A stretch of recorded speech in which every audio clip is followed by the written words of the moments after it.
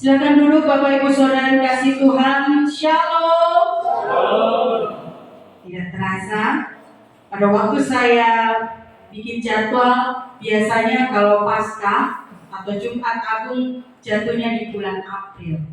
Tapi ternyata saya tidak menyadari ternyata di bulan Maret tahun ini ya. Luar biasa, kita boleh sama-sama mempersiapkan untuk memperingati kasih Tuhan dan karya Tuhan yang luar biasa. Berbicara Paskah tentunya adalah karya salib. Yang disalib adalah Kristus Yesus. Siapa dia? Dia adalah Tuhan kita. Baik Bapak Ibu, hari ini kita mau merenungkan tentang salib Kristus bagi saya, bagi Bapak Ibu. Ketika berbicara tentang salib Kristus, tentu identik dengan orang Kristen. Dan kalau saya amati, tidak ada di luar kekristenan yang memakai salib. Tapi orang-orang yang percaya di dalam Tuhan Yesus itulah yang memakai salib. Nah, namun ada banyak orang yang mengaku dirinya Kristen, beragama Kristen, tapi tidak memaknai salib itu yang sebenarnya. Kalau kita mau lihat dulu, apa salib itu? Dalam bahasa Yunani, salib itu disebut stauros, ya. Dan bahasa Latin disebut crux, yang artinya balok kayu yang berdiri tegak. Ini dalam bahasa Yunani dan bahasa Latin. Dalam bentuk-bentuk salib ada banyak macam-macamnya. Ini hanya untuk pengetahuan Bapak Ibu. Yang pertama, salib yang berbentuk I. Nah, ini salib. Jadi salib hanya satu batang kayu berbentuk I. Ini namanya crucifix. Ya. Kalau yang berbentuk T, ya, itu adalah crux commissa. Ada juga salib yang berbentuk X, itu crux decusata, dan salib yang kita kenal di mana Yesus Kristus disalibkan itu namanya crux imissa. Nah, ini bentuk-bentuk salib, ya. Nah, pada salib sendiri pertama kali digunakan itu oleh bangsa Persia di tahun 300 sampai 400 sebelum Masehi. Ini awal mulanya bangsa Persia yang menerapkan salib, ya. Sampai berkembang bangsa Yunani pun mengikuti yang namanya metode salib. Sampai ke Romawi hingga abad yang keempat Masehi. Nah, apa salib? Mereka menggunakan salib sebagai alat atau metode untuk menghukum pelaku kejahatan, ya. Untuk menghukum pelaku kejahatan, di mana khususnya di bangsa Romawi, salib itu adalah alat hukuman mati yang sangat kejam. Ya, jadi kejam, mengerikan, menyakitkan, bahkan juga memalukan. Firman Tuhan sendiri berkata kalau kita baca di Galatia 3 ayat 13, dikatakan bahwa orang yang tergantung di atas kayu salib adalah orang yang terkutuk. Jadi salib itu adalah hukuman yang sangat memalukan dan memilukan. Nah, inilah salib, Bapak Ibu. Itu zaman dulu, salib sebagai metode hukuman mati. Bagaimana zaman sekarang salib itu digunakan? Ya, kita lihat ya. Ya, yang pertama salib itu sebagai simbol. Salib itu diletakkan dalam sebuah bangunan atau di atas bangunan, tentu kita akan tahu, oh ini apa? Gereja. Sekalipun mungkin bentuknya, atapnya bukan seperti gereja. Loh, kok atapnya seperti bukan gereja? Kubah bentuknya. Tapi karena ada salib, namanya gereja. Jadi simbol supaya identitas gedung itu tahu bahwa ini adalah gereja dari salib. Lalu, ini pasti Bapak Ibu juga punya. Salib sebagai simbol bagi rumah-rumah orang percaya, orang-orang Kristen. Tentunya Bapak Ibu ada salib di rumah, menandakan bahwa oh ini rumahnya orang Kristen. Ya. Yang berikutnya sebagai simbol apa? Nah, sampai kepada akhir hidup manusia pun salib itu menjadi tanda. Kalau kita ke kuburan, walaupun itu kuburannya campur, orang nggak akan salah menilai. Kalau ada kuburannya tanda salib, pasti yang mati orang Kristen. Ya. Nah, berikutnya simbol apa lagi? Bahkan salib pun dimodifikasi supaya kelihatan identitasnya.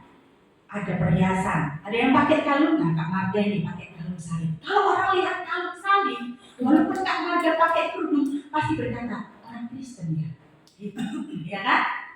Nah, begitu juga dengan bertato. Sekarang banyak sekali salib itu digunakan sebagai tato. Saya punya teman sesama orang tua murid, suaminya itu tatonya di sini salib, di sini salib, di sini salib gitu ya. Saya kelihatan pada waktu pakai yuken sebenarnya di sini. Nah, yang bagian lain saya nggak kelihatan. Nah, ada di sini saja gitu ya. Dan itu salib, ada gambar Yesus pakai mahkota duri gitu. Nah, mungkin orang yang bertato itu kenapa pakai gambar itu salib atau tentang Yesus yang di mahkota duri. Mungkin orang yang bertato itu ingin kelihatan rohani walaupun dia bertato, karena memang tato identik pada hal yang tidak baik, betul ya?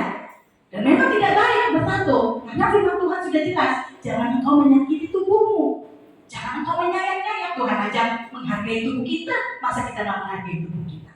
Nah, jadi tato sebagai simbol supaya orang tahu siapa saya ini orang Kristen, gitu ya. Bahkan nggak cukup kalau kalungnya kecil, ada yang besar gitu ya, sampai jalannya begini ya. Biasanya Pak Teguh pakai kalung salib biasanya. Iya, nggak tahu kemana sekarang. Berikutnya, sebagai apa salib itu? Sebagai alat. Ada banyak kalangan orang-orang Kristen, orang-orang yang percaya kepada Yesus, kalau nggak pegang salib untuk doa, nggak afdol. Ada yang menggunakan itu. Aduh, kalau nggak pakai salib itu rasanya aku nggak dekat sama Tuhan. Jadi aku harus ada salib. Kemana-mana salib dibawa, ya. Jalan dibawa, makan dibawa, naik kendaraan dibawa, salib kemana-mana dibawa untuk berdoa. Oh, ada yang pakai begitu? Ada. Di sini ada? Ada? Oh, nggak ada. Ya, puji Tuhan. Nah, ada juga ketika di rumah salib itu dijadikan sesembahan. Ada juga, bahkan di situ ditaruh foto-foto orang yang sudah meninggal, anggota keluarga, ya, didoakan supaya apa? Masuk surga, dekat sama salibnya Tuhan Yesus. Ada orang yang percaya seperti itu, ya. Di sini ada? Oh ya. Saya pesan sama suami saya, kalau saya meninggal, tolong foto saya nggak usah didekatkan salib gitu ya. Ya, nggak ada foto saya juga nggak apa-apa. Oke, berikutnya, sebagai alat apa? Nah, pasti sudah pernah lihat film horor. Nah, kalau film horor, ya saya dulu pernah kecil tuh film vampir gitu ya. Selalu yang dipegang apa? Salib. Walaupun nggak ngomongnya dalam nama Tuhan Yesus. Ayo, ya. Berharap setannya mundur, lari. Ternyata memang lari setannya, tapi lari mendekat. Apa? Aku nggak takut. Bapak Ibu, firman Tuhan sudah jelas loh ya. Ada 7 orang anak sekewa melakukan praktek sihir pakai nama siapa? Nama Yesus. Tapi setannya ngomong apa? Yesus aku kenal, Paulus aku kenal, kon sopo, berani-berani ngelawan. Jadi banyak orang yang salah kaprah, pegang salib supaya untuk nengking. Bahkan ke kamar mandi saking takutnya pakai salib. Pegangilah nama Tuhan Yesus, nama Tuhan Yesus gitu ya. Kalau ketemu setan ya sudah ketemu aja gitu ya. Oke, sebagai alat. Lalu bagaimana dengan kita? Salib kita gunakan sebagai apa? Apa apa makna salib sebenarnya dalam kehidupan kita. Semua di sini orang percaya? Amen. Semua di sini mempercayai Yesus sebagai Tuhan dan Juru Selamat? Amen. Di sini mempercayai salib Kristus? Amin. Karena semuanya amin, maka saya lanjutkan khotbah ini. Ya, karena kalau ada yang nggak amin, saya harus layani tetangga tersendiri. Oke, bagaimana dengan kita? Apa sebenarnya makna salib Kristus sendiri? Apakah kita menggunakan hanya sebagai identitas kita, sebagai simbol kita saja? Ataukah kita memperalat salib itu supaya untuk keuntungan kita? Mari kita baca, saya ajak Bapak Ibu membuka 1 Petrus pasal 2. Nanti ada 2 bagian firman Tuhan ya Bapak Ibu yang saya akan ajak Bapak Ibu membuka. 1 Petrus pasal 2 ayat yang ke-24. Kita akan baca. Ya, sudah ketemu? Mari kita baca bersama-sama.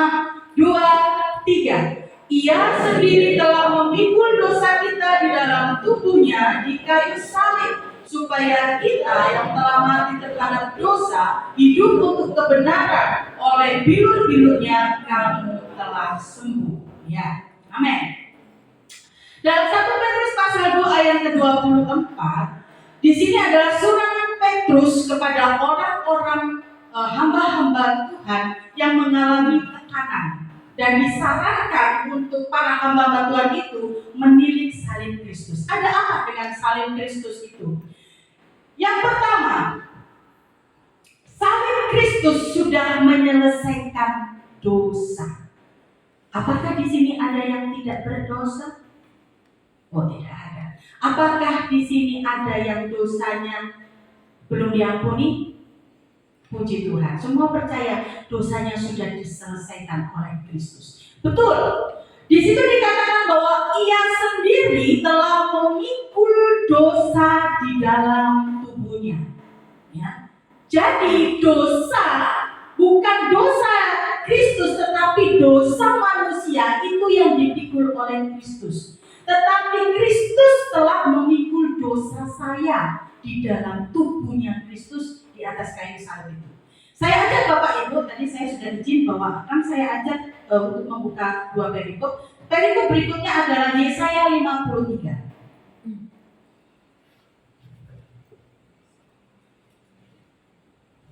Yesaya 53 ayatnya yang keempat. Di situ dikatakan, tetapi sesungguhnya penyakit kitalah yang ditanggungnya, dan kesengsaraan kita yang dipikulnya. Padahal kita mengira dia kena tulah, dipukul dan ditindas Allah. Kalau kita merujuk kepada Yesaya 53 ayat 4, kita bandingkan dengan 1 Petrus pasal 2 ayat 24, sama-sama di situ dikatakan bahwa Yesus, hamba Allah, memikul penyakit, memikul dosa, memikul kesengsaraan. Jadi kalau kita klopkan antara 1 Petrus, ya surat Petrus dengan nubuatan Yesaya, bahwa yang dipikul Yesus adalah dosa. Dosa ini yang disebut adalah penyakit dan sengsara. Penyakit dan kesengsaraan. Jadi dosa itu adalah penyakit dan kesengsaraan yang harus diselesaikan di atas kayu salib. Dan hanya lewat penderitaan Kristus dan hanya lewat Kristus saja, maka penyakit dan kesengsaraan karena dosa itu bisa diselesaikan. Banyak orang yang teologi kemakmuran atau mungkin teologi yang memahaminya kurang benar, memahami bahwa penyakit di sini adalah penyakit jasmani. Tapi mari kita lihat apakah dosa itu adalah penyakit merujuk kepada penyakit badani. Bapak Ibu Saudara yang dikasihi Tuhan, kalau Bapak Ibu sakit, ya, kalau Bapak Ibu sakit, apakah pernah Bapak Ibu sudah apa biarkan aja, tidak apa-apa sakit, ataukah Bapak Ibu akan bingung mencari obat, mungkin makan makanan yang bisa menyembuhkan, memulihkan, atau mencari pertolongan? Mana yang Bapak Ibu lakukan kalau Bapak Ibu sakit? Membiarkan atau mencari pertolongan? Mencari pertolongan. Kenapa? Karena memang tidak ada orang satu manusia pun yang tahan dengan yang namanya sakit. Karena memang penyakit itu bisa membawa kepada kematian. Bahkan banyak orang berani bayar mahal supaya tidak sakit. Bahkan kalau kita lihat ke belakang beberapa tahun yang lalu, ada penyakit baru yang sangat-sangat membuat dunia ini dalam tanda kutip runtuh. Akhirnya apa? Semua negara berupaya, berusaha mencari yang namanya vaksin, mencari yang namanya obat, yang mencari namanya sesuatu yang bisa menolong atau supaya menghentikan penyakit. Tetapi di sini dikatakan bahwa dosa itu penyakit, itu adalah dosa adalah penyakit yang serius di mata Tuhan. Jadi kalau dikatakan penyakit yang serius di mata Tuhan adalah dosa, berarti sakit kanker itu tidak serius di mata Tuhan. Berarti sakit diabetes itu tidak serius di mata Tuhan. Kalau begitu apakah Tuhan nggak bisa menyembuhkan? Bisa. Tapi bukan masalah serius, karena itu bukan mematikan kita. Bukan membunuh jiwa kita, hanya membunuh tubuh kita. Karena itu Tuhan sangat serius melihat dosa, sehingga Ia rela datang menjadi manusia dan berkata, aku datang bukan untuk orang benar, tetapi untuk orang berdosa. Dan kabarnya, faktanya adalah semua kita yang diciptakan sejak dosa Adam dan Hawa, dosa manusia pertama, itu adalah manusia yang berdosa, dan tidak ada satupun manusia yang tidak berdosa. Sekalipun banyak orang mengklaim, aku sudah berbuat baik, aku sudah berbuat benar, aku sudah melakukan penyembahan. Tetapi Tuhan katakan penyembahan itu seperti kainlah kotor. Dosa harus ada konsekuensinya, yaitu hukuman. Kalau kita lihat pada kitab Yesaya, kita lihat di Yesaya 53 tadi, di ayat yang keempat kita sudah baca, di ayat yang kelima, tetapi dia tertikam oleh karena pemberontakan kita, dia diremukkan oleh karena kejahatan kita, ganjaran yang mendatangkan keselamatan bagi kita ditimpakan kepadanya, dan oleh bilur-bilurnya kita menjadi sembuh. Ini berkata gak ada. Tetapi sakit kaki, dia tertikam karena sakit kanker kita. Dia diremukkan oleh karena sakit darah tinggi kita. Tapi dia tertikam karena apa? Pemberontakan. Karena kejahatan. Bapak Ibu Saudara, manusia pertama, nenek moyang kita Adam dan Hawa, itu adalah sudah melakukan dosa pemberontakan. Dan pemberontakan manusia yang pertama ini akhirnya melahirkan dosa-dosa yang lain. Ibaratnya kalau sakit kanker, Bapak Ibu, sakit kanker ya, yang saya pernah dengar dan saya pernah baca. Sakit kanker itu ada stadium. Kalau saya membayangkan dosa itu seperti itu. Awalnya apa sih? Kan cuma makan buah. Kenapa sih harus sampai disebut pemberontakan? Bapak Ibu, kita lihat pemberontakan. Orang yang memberontak itu orang yang lama. Orang yang memberontak, orang yang gak taat. Orang yang memberontak, orang yang gak nurut. Jadi kalau kita gak taat itu sudah disebut pemberontakan. Ketika kita gak mengikuti, itu sudah disebut pemberontak. Dan itu yang sudah dilakukan oleh manusia pertama dan juga kita semua. Dan pemberontakan itu menghasilkan dosa-dosa yang lain, sehingga Tuhan menyebutkan setelah manusia pertama diciptakan, Tuhan melihat apa? Manusia di bumi ini semakin jahat. Kalau kita baca di Kejadian 6 ayat 5 sampai 6. Di situ dikatakan bahwa Allah melihat kejahatan manusia itu semakin besar di bumi. Pikirannya, hatinya itu cuma dikuasai oleh hal-hal yang jahat. Sampai sekarang, kalau kita lihat kondisi dunia ini, gak semakin baik, semakin aneh-aneh, semakin gak karu-karuan.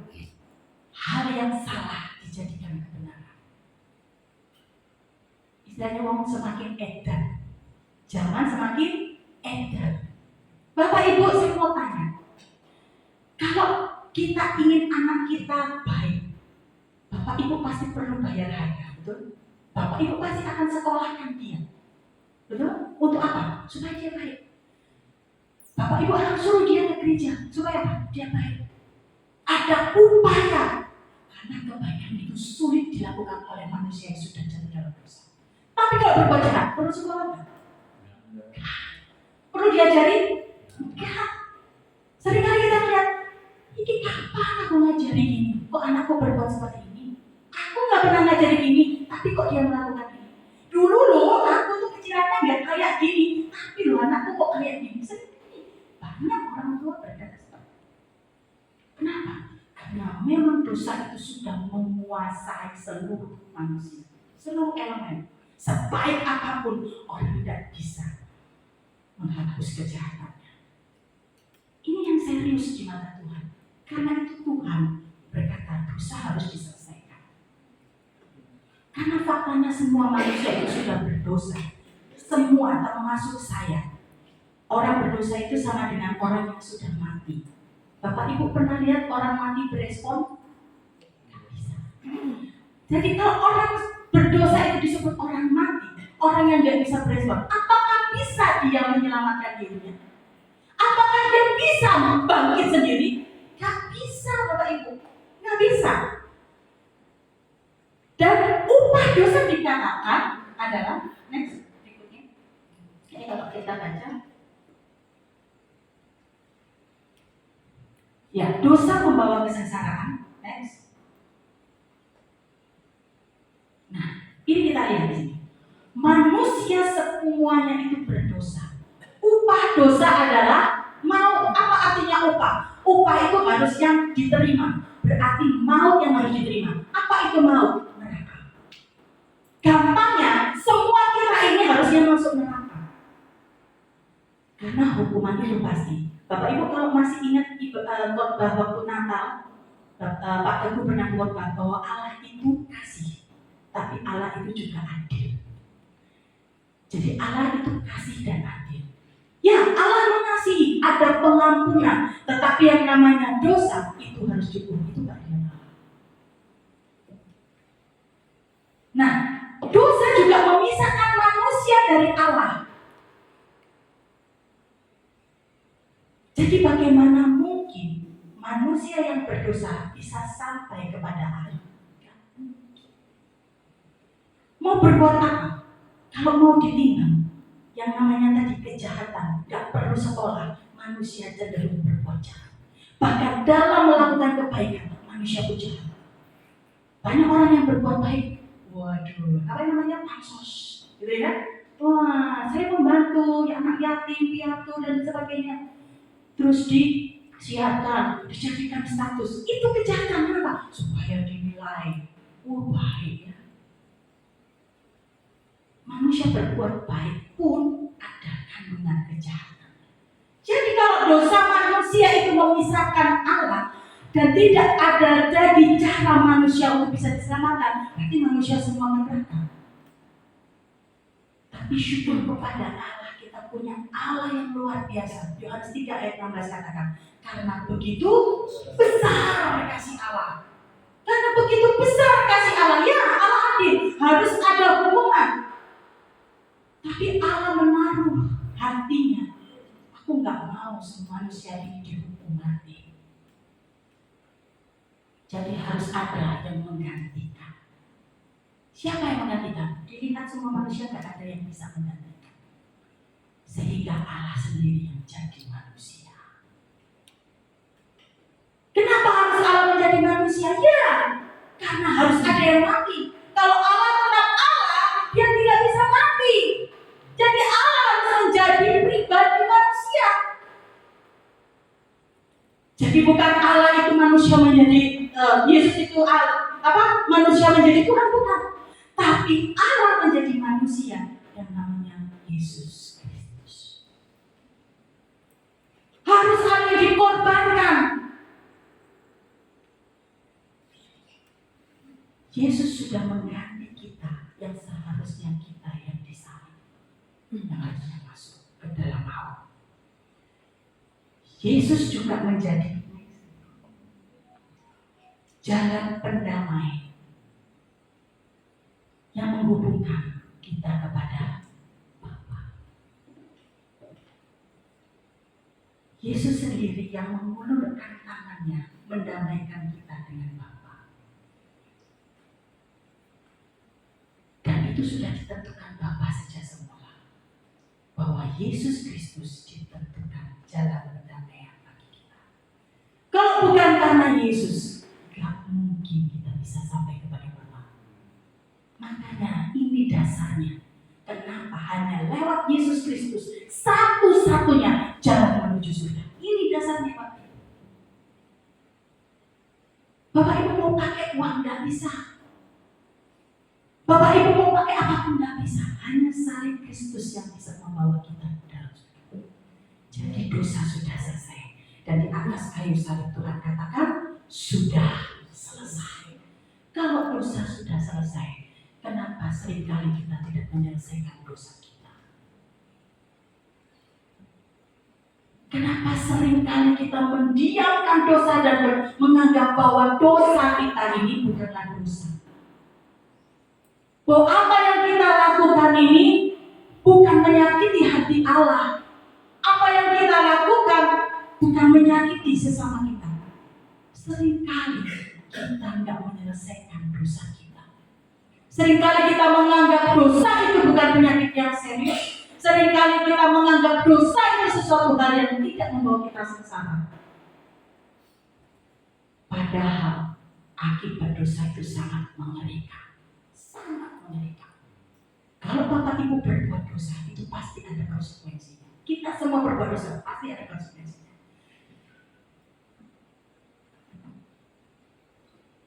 Kalaupun konsekuensinya bukan kita tanggung, tapi bisa juga keturunan kita yang menanggung. Karena itu Bapak Ibu, kalau Yesus Kristus, salib Kristus sudah menyelesaikan dosa, kita pun harus menyelesaikan dosa. Bagaimana? Tuhan Yesus katakan, barang siapa yang mengaku dosamu, maka Tuhan mengampuni. Dosamu yang merah seperti kirmisi akan diubahkan Tuhan seputih. Jangan pernah menganggap enteng dosa.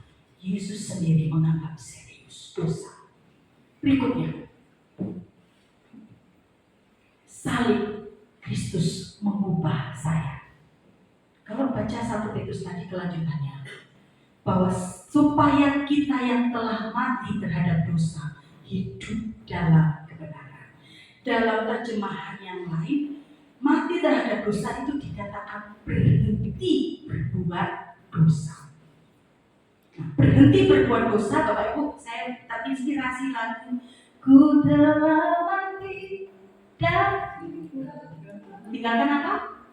Jalan hidupku yang lama. Artinya apa? Kalau dulu saya suka berbohong, tapi karena salib Kristus, maka saya melakukan kebenaran. Kalau dulu saya suka memberontak, melawan, salib Kristus mengubah saya nggak melakukan cara lama. Saya menjadi orang yang taat. Itu artinya berhenti berbuat dosa. Dan firman Tuhan katakan, kalau engkau tahu itu dosa, tapi engkau tetap melakukannya, maka itu kejahatan yang besar. Dan hidup dalam kebenaran itu sama dengan hidup mengimplikasikan apa yang Tuhan Yesus lakukan. Kalau kita baca di 1 Petrus pasal 2 ayatnya yang ke-21, saya bacakan. Sebab untuk itulah kamu dipanggil, karena Kristus pun telah menderita untuk kamu dan telah meninggalkan teladan bagimu, supaya kamu mengikuti jejaknya. Kemarin hari Kamis, Pastor Franz bertanya, hidup dalam kebenaran itu mudah atau susah? Saya tok yang jawab mudah. Saya belum selesai ngomong padahal. Ya Pastor ya. Hidup untuk kebenaran, hidup dalam kebenaran mudah atau susah Bapak Ibu? Susah. Mudah dan susah. Mudah atau susah? Susah? Mudah atau susah? Mudah bagi Kristus yang sudah menyelamatkan saya. Artinya apa? Kalau kita tinggal di dalam Kristus, bisa nggak kita jatuh dalam dosa? Bisa. Tapi kita tidak hidup di dalam dosa.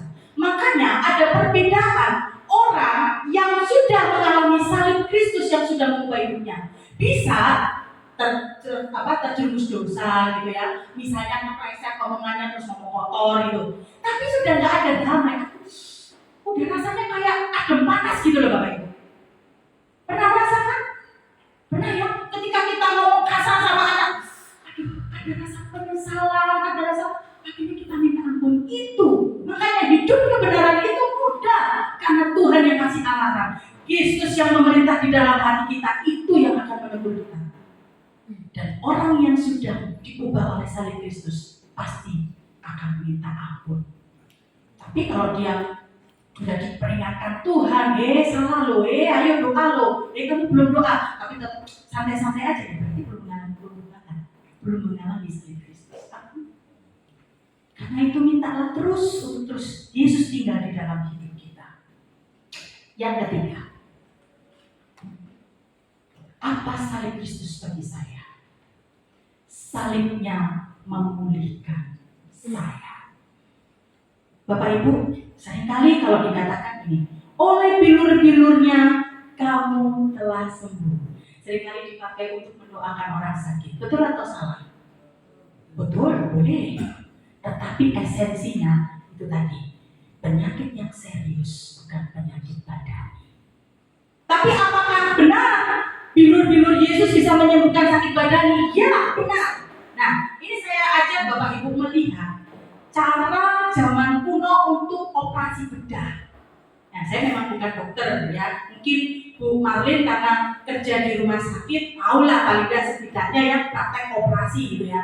Saya sendiri juga belum mengalami, pernah ya operasi usus buntu. Tapi saya nggak melihat Bapak Ibu. Sebenarnya saya pengen melihat kayak apa sih waktu mau operasi itu. Penasaran saya. Jadi orangnya nggak takut kalau itu ya. Kalau tubuh saya sendiri, kalau tubuhnya orang lain saya takut. Jadi operasi bedah ya di zaman kuno ya itu kalau tubuh itu luka Bapak Ibu ya, tubuh itu luka, entah itu dia karena jatuh terus bernanah, itu ada jaringan atau sel-sel yang mati. Betul ya Bu Marlin? Ada jaringan atau sel-sel yang mati. Nah, karena sel yang mati itu ya sudah tidak berfungsi, itu bisa merusak sel-sel yang hidup. Karena itu harus dipotong. Kalau tonton kayak orang diamputasi gitu loh. Oh ini udah menjalar, ini harus dipotong ini. Kenapa? Supaya nggak merusak yang lain. Nah, jaringan sel-sel yang baik itu harus disayat untuk menutup daging yang dipotong tadi. Bisa membayangkannya? Itu operasi bedah zaman dulu. Nggak tahu kalau zaman sekarang ya. Ini saya baca operasi bedah itu seperti itu. Jadi orang akan disayat ya di bagian tubuh yang sehat ya untuk menyembuhkan yang bagian sel-sel mati tadi yang diangkat tadi, gitu ya. Makanya kenapa pernah orang diabetes kalau nggak salah ya, itu kan kalau sakit kan nggak bisa sembuh, ya kan? Terus bolong, bahkan bisa sampai bolong. Nah itu harus dibersihkan, benar-benar. Jadi saya waktu lihat lukanya mama saya itu betul-betul mengerikan Bapak Ibu, bernanah. Dan itu kayak kurang pindu gitu, nyembur terus ya. Jadi mengerikan memang. Jadi hati-hati dengan gula. Ya. Nah, itu dibersihkan, terus kalau nggak dibersihkan itu bau dan itu bisa bikin mati semuanya. Nah, cuman kan kalau bolong, ya misalnya nih paha gitu bolong, kan elek tuh. gitu. Nah itu harus ditutup. Biasanya diambil dari sini, betul ya kemarin ya. Nah itu diambil dari bokong. Ya, kenapa bokong? Karena dagingnya banyak. Yang senang berutu, nah karena dagingnya banyak. Ya, itu untuk menutup sini. Nah itu operasi bedah. Artinya apa begini Bapak Ibu? Bilur-bilur Yesus, luka-luka Yesus itu dicabik-cabik. Jadi kalau ketika kita lihat cambuk yang mencambuk Tuhan Yesus itu kan ada apa namanya tulang ya, ada tulangnya. Nah itu merobek, cek gitu ya, kerak, gitu. Cek kerak gitu ya. Jadi bukan seret bukan kayak kita nyambukin apa namanya penebah bukan. Jadi itu masuk, makanya di situ dikatakan tubuhnya terpecah. Nah kita ini kan orang berdosa. Sel-sel kita ini sudah mati semuanya. Dan tubuh Yesus yang terpecah itu tercabik-cabik untuk menggantikan sel-sel kita yang mati. Itu artinya bilur-bilurnya telah menyembuhkan. Luar biasa ya. Loh, harusnya kan dari orang itu sendiri ya. Tapi ya karena sudah mati kok. Ini yang namanya disebut kuasa darah Yesus. Minggu kemarin Pastor Jeffrey mengatakan bahwa kuasa Allah yang menyelamatkan ini kuasa. Bahwa darahnya yang luka-lukanya, sayang-sayangnya, pilur-pilurnya itu ditimpakan kepada kita sehingga kita menjadi orang yang hidup lagi baru. Sel-selnya baru. Luar biasa ya? Luar biasa. Saya pernah mendengar cerita ada ketua sinode ya kalau nggak salah ya. Itu kena apa namanya tempurung otaknya operasi ya. Pak Diki. Ginjal. Nah ginjal. Terus ginjalnya baru. Nah ginjalnya baru. Itu ada perubahan Bapak Ibu. Lebih fresh, lebih ganteng. Benar? Nah, betul ya? Lebih muda. Betul. Karena mungkin ginjalnya dipakai itu ginjalnya anak muda. Betul ya? Nah, jadi kalau orang yang sudah tua, ambil aja ginjal umur 17 tahun gitu ya. Jadi kayak umur 17 tahun. Tapi itu betul. Pak Diki saya, beneran tanya umur segini. Karena sudah, ginjalnya sudah baru. Nah, seperti itulah gambarannya Bapak Ibu. Sel-sel rohani kita ini yang sudah rusak. Karena bilur-bilur Yesus, itulah kita digantikan sel-sel yang baru. Apa maksudnya? Kata telah sembuh itu berarti sudah kita terima, betul? Berapa banyak yang di sini sudah menerima kesembuhan dari Tuhan? Puji Tuhan. Jadi kalau kita sudah mengaku kita sudah disembuhkan Tuhan oleh bilur-bilurnya, berarti nggak ada kata aku mudah sakit hati, aku mudah marah, aku mudah kecewa, aku mudah jengkel. Nggak ada, karena sel-sel kita baru. Amin. Puji Tuhan. Itulah dikatakan oleh bilur-bilurnya kamu telah sembuh. Salib Kristus bagiku sudah memulihkan hidupku. Apa tugas kita? Kalau kita sudah diselesaikan dosa kita, kita harus menyelesaikan dosa kita kepada orang lain. Menyelesaikan dosa kita terhadap diri kita sendiri. Banyak orang yang tidak bisa berdamai dengan dirinya karena masa lalu, karena apapun. Kalau salib Kristus sudah mengubahkan saya, maka perubahan hidup saya harus bisa menjadi Alkitab yang terbuka. Jangan sampai pakai kalung salib tapi kelakuan kayak iblis.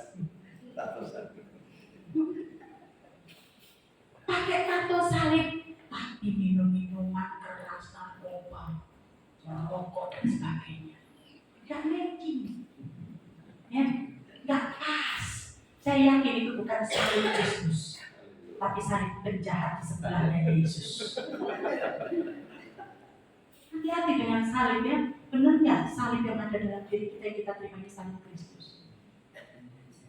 Ada banyak orang yang mengaku Kristen, tapi kelakuannya lebih jahat, mulutnya lebih pedas daripada orang yang nggak Kristen. Apakah itu kita? Mari kita mengakui di hadapan Tuhan. Kalau Tuhan sudah memulihkan saya, mari pulihkan hubungan kita yang gak beres dengan orang lain.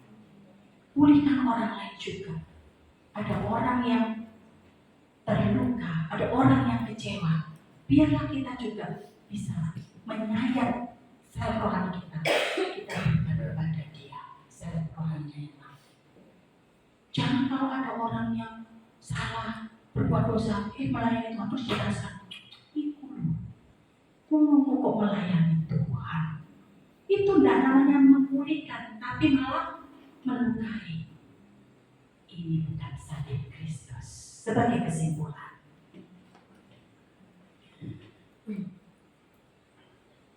ya Mas Yo, 3, 2, 1, iya.